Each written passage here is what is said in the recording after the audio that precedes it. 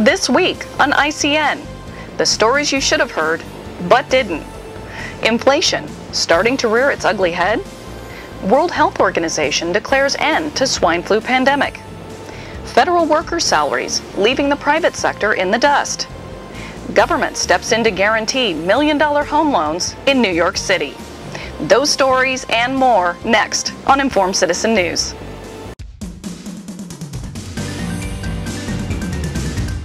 Hello and welcome to ICN, Informed Citizen News, September 12, 2010. Experts argue as to whether we are in a deflationary or inflationary environment. We use the term expert loosely, as almost all so-called experts were blindsided by the stock and housing bubbles over the last 10 years. With trillions of dollars pumped into the economy over the last 3 years, inflation seems inevitable. J.P. Morgan released a survey that compared a 31-item like-kind basket of food at a Walmart Supercenter, Kroger, Safeway, Harris Teeter, and Whole Foods. They found that food prices have gone up 5.8% since last year. In the UK, food prices have gone up 58% since 2007, according to the website MyFood. Inflation is always a monetary phenomenon. More money chasing goods and services will lead to prices going up. Throughout history, inflation often shows up quickly and violently. In a highly inflationary environment, the things you own, like houses, cars, and stocks, get cheaper, while the things you need to live, like food, clothing, and energy, get more expensive. The things you need to live soon squeeze the paycheck until you own nothing and are living day to day. We're starting to see early indicators of rising prices, so keep a watchful eye. Last Sunday night, a Long Island man came out of his home to find a group of 3 Hispanic men sporting apparent gang tattoos arguing in front of his house. Mr. Grier asked them if they could take their dispute somewhere else. As Mr. Grier started to back his car out of his driveway, the men stepped onto his property and blocked his car. Mr. Grier's county has over 2,000 known MS-13 gang members. We'll let him pick up the story from here. I ran in the house, told my wife, call the police. Like, I could have stayed in the house, locked my door, but my cousin, he still was outside in like a dark alley, and they were, surrounding him. So I came out to make sure they were okay. At a certain point in this conversation, you came out, you fired some warning shots, and something signaled, John, to the cops to come, because there's an automatic response system in this neighborhood. The cops come, and then what happens to George? Well, before he fires the shot, though, the 3 people that were having a beef with his cousin come to the front, start displaying gang tattoos and threatening his life and his family's life.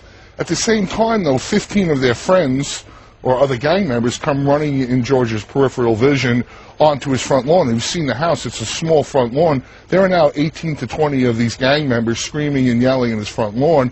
As they're rushing him in the door, he's still in the doorway. He fires 4 shots on the ground. And so then what happens? Well, what happens is there's a system in Uniondale which is called Shot Spotter, and it triangulates the sound of the gunfire. Within a minute, helicopters were there, police cars were there, and they all dispersed. Not one of them John, stayed. I'm going to have to wrap it up, but the question that we need answered is, why was George arrested and not these gangbangers? Well, that's a good question, and I don't know, because the conduct that he's accused of doing, which is depraved indifference causing a risk of death, by firing into the ground, there's no risk of death, and he was absolutely justified and showed restraint in firing into the ground. So I hope that a jury of his peers will... But you're going to court on this? Oh, of course. Yeah.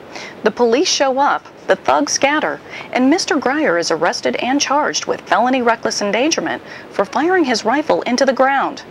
How did Mr. Grier violate the law? Did he feel threatened? Was the danger immediate? Did he fear for his and his family's safety? Did he react reasonably? These are the questions that will be put to a jury of his peers unless the DA drops or plea bargains the case. People must be aware of the consequences of pulling the trigger to protect themselves. While some cities require immediate arrest in situations like this, others leave discretion in the hands of officers at the scene. Mr. Grier faces the prospect of being a convicted felon. He will likely ask himself, if he had to do it all over again, would he do the same thing? If the worst happens in the legal case and he still responds yes, then he made the right decision last Sunday night. Everyone can rest easy now. The World Health Organization has declared an end to the swine flu pandemic. WHO Director General Margaret Chan said the organization's emergency committee of top flu experts advised her that the pandemic has largely run its course, and the world is no longer in phase 6, the highest influenza alert level. At least 18,449 people have died worldwide since the outbreak began in April of 2009, about 1/10 the number of seasonal flu deaths in any given year. Hundreds of millions of flu vaccinations have been destroyed as expiration dates have passed. Chan, in her exchange with journalists, also raised the specter of deadlier flu pandemics in the future. Lurking in the background, we still have H1N1, she said, a reference to the bird flu strain. According to the Bureau of Economic Analysis, the compensation gap between federal and private workers has doubled in the past decade. Federal civil servants earned average pay and benefits of $123,000 in 2009, while private workers made $61,000 in total compensation. Public employee unions say the compensation gap reflects the increasingly high level of skill and education required for most federal jobs and the government contracting out lower-paid jobs in the private sector in recent years. Adjusted for inflation, federal compensation has grown 37% since 2000, compared with 9% for private workers. On the evening of November 21, 2006, 92-year-old Katherine Johnston was sitting at home enjoying herself when someone started breaking down her door. Living alone, she had an old rusty revolver for protection. As they were entering her home, she fired one shot. The people breaking into her home fired 39 shots, hitting her 5 times. Ms. Johnson died moments later. As it turns out, the people coming through the door were Atlanta City Police, acting on a no-knock warrant that allows them to gain entry to a property before identifying themselves. The 3 police officers magnified their trouble when they tried to plant evidence to cover up that the warrant was based on bad information. The policemen were convicted on various charges and are currently in prison. This past month, the estate of Miss Johnston was awarded $4.9 million. Investigators determined that the raid was based on falsified paperwork. Even if these police officers weren't corrupt, Miss Johnston was justified in defending her home. This is the problem with no-knock warrants, which several municipalities still employ. GOP destroys U.S. economy, according to President Reagan's director of the Office of Management and Budget. In an analysis piece from MarketWatch, David Stockman, a former Reagan insider, takes the modern Republican Party to the woodshed. His 4-point outline of the collapse of the American economy is as follows. First, Nixon's irresponsible dumping of the gold standard led to an unrestricted spending binge. Second, crushing debt from domestic excesses and the pursuit of war. Third, Wall Street's unproductive expansion, leverage without regard to risk. And the 4th point is the inevitable class warfare revolution as the middle class disappears and the separation between rich and poor grows wider. There are some shortcomings to Mr. Stockman's analysis. Nixon's removal of the United States from the international gold standard was only a matter of time, since this country operated under a partial gold standard. History has shown fractional reserve banking will always force any material backing of currency out of the system. Getting off the gold standard opened up the spending spigot. Another point not mentioned was that the U.S. went from a creditor nation to a debtor nation in 1986, under Reagan's watch. The American decline can't be attributed to a single event, but rather a chain of events over the last 150 years, and even existed in the roots of our founding.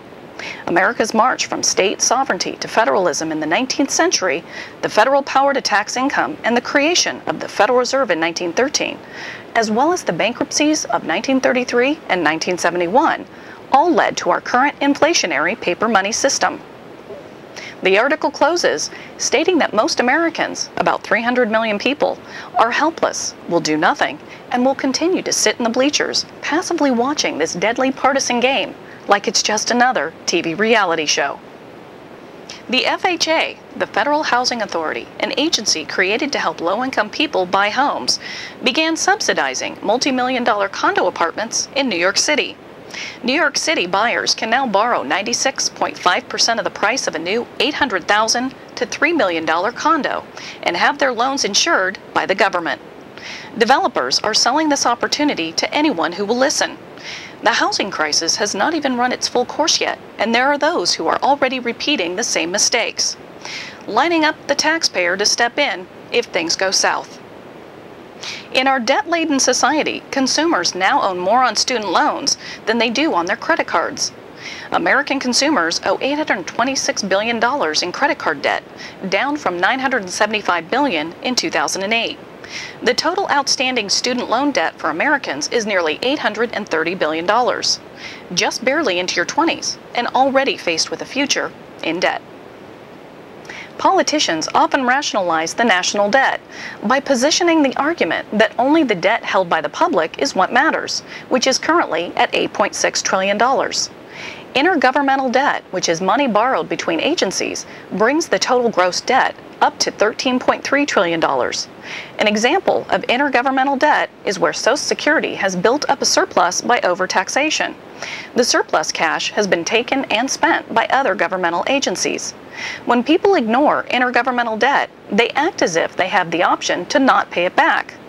Americans pay payroll tax to fund Social Security, and elected officials have used it for other purposes. When it comes to looking at the real picture of our national debt, what else is often not counted is other government obligations. For instance, the U.S. government has guaranteed the debt of home loan giants Freddie Mac and Fannie Mae, which is another $5.6 trillion.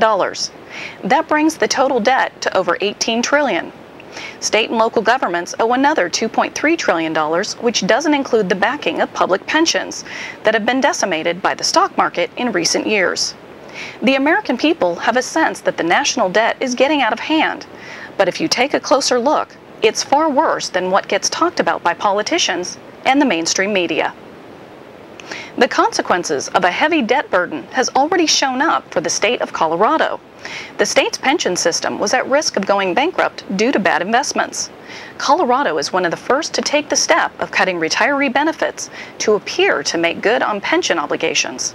In order to make payments to Colorado retirees, the state plan was changed to only provide a maximum 2% cost of living increase. As inflation increases, the pensioners' dollars will buy less and less. But the state of Colorado gets to appear as though they are meeting pension obligations. Steps like those that Colorado has taken are called austerity measures. Like a thief in the night, the nation's standard of living will continue to be stolen by government mismanagement, and most Americans won't notice until it's too late. Finally, here is a clip from a high school valedictorian speech. The star student, despite having been pushed through the assembly line, has a different take on public education. We recommend watching it in its entirety. Here I stand, and I'm supposed to be proud that I have completed this period of indoctrination. I will leave in the fall, and I will go on to the next phase expected of me in order to receive a paper document that certifies that I'm capable of work. Between these cinder block walls, we are all expected to be the same. We are trained to ace every standardized test, and those who deviate and see light through a different lens are worthless to the scheme of public education, and therefore viewed with contempt. H.L. Mencken wrote in the American Mercury for April 1924 that the aim of public education is not to fill the young of this species with knowledge and awaken their intelligence. Nothing could be further from the truth. The aim is simply to reduce as many individuals as possible to the same safe level, to breed and train a standardized citizenry, to put down dissent and originality. That is the aim in the United States. The saddest part is that the majority of students don't have the opportunity to reflect as I did. The majority of students are put through the same brainwashing techniques in order to create a complacent labor force working in the interests of large corporations and secretive government. And worst of all, they are completely unaware of it. I am now supposed to say farewell to this institution, those who maintain it, and those who stand with me and behind me. But I hope this farewell is more of a see you later, when we are all working together to rear a pedagogic movement. But first, let's go get those pieces of paper that tell us that we're smart enough to do so. Thanks for joining us. We're working intently to get our website ready for our launch next month, so stay tuned. From all of us at Informed Citizen News, see you next time.